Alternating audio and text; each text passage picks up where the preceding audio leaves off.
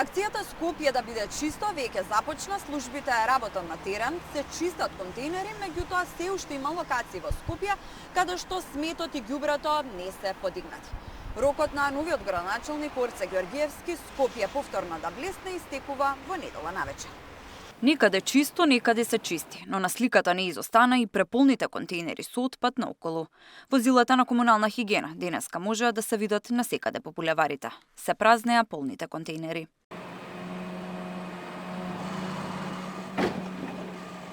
Но делови од Скопје денеска по месеци натрупан отпад беа чисти. Службите и 100 возила, со кои вчера новиот градоначалник Ѓорѓиевски ја започна акцијата, ја завршиле работата.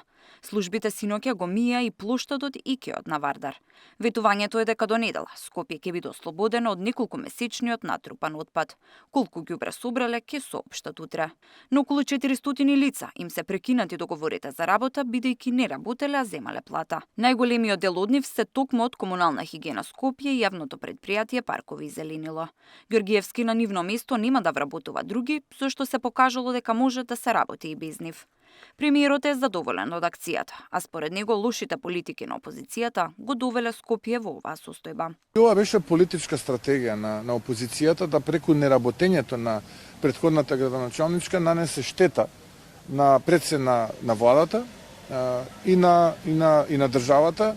И морам да признам дека во одредена мера успеа со сето тоа, но ние таа лекција ја научивме и затоа уште од првиот ден ги засукавме ракавите. Со месеци ВМРО ДПМН го блокираше собирањето на сметот за Орце да си направи пиар кампања. Реагираат од опозицијската СДСМ. Додека светот и регионот напредуваат со вештачката интелигенција, додека нашите соседи праќаат сателити во орбитата, ВМРО ДПМН и Орце Ѓорѓиевски не доведоа на тоа диредже на намерни блокади за да се прави пиар. Скопје и скопјани не заслужуваат ваков поценувачки однос, туку чист, модерен и организиран град со систем кој функционира, а не трикови за пиар употреба, соопшти од опозицијската партија. Акцијата започна, ѓубрето се чисти, а новиот скопски градоначалник ќе го решава и проблемот со јавниот превоз. 55 нови автобуси на приватните превозници од понеделник ќе почнат да се обраќаат низ Скопје. До нова година приватните превозници треба да стават уште 20 автобуси во функција, а веќе на почетокот на следната година Ѓорѓиевски најави нови 80 автобуси на ЈСП. Помалку од 48 часа од кога сум градоначалник, можеме да дојдеме до договор заеднички да бидат подпишани лиценците за приватните превозници и да пуштиме во оптек веќе од понеделник ќе можат да возат автобусите 55 автобуси за скопјани, кои што сериозно ќе влијаат на подобрување на јавниот транспорт во главниот град.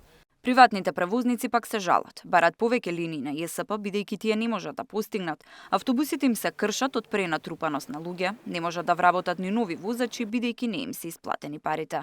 Долгот кон приватните превозници е околу 180 милиони денари. Автобуси повише, треба да има таму више автобуси. Од ЈСП нема автобуси, ние сами возиме таму. Петка, Лисиче, знаете што е таму? Петки нема.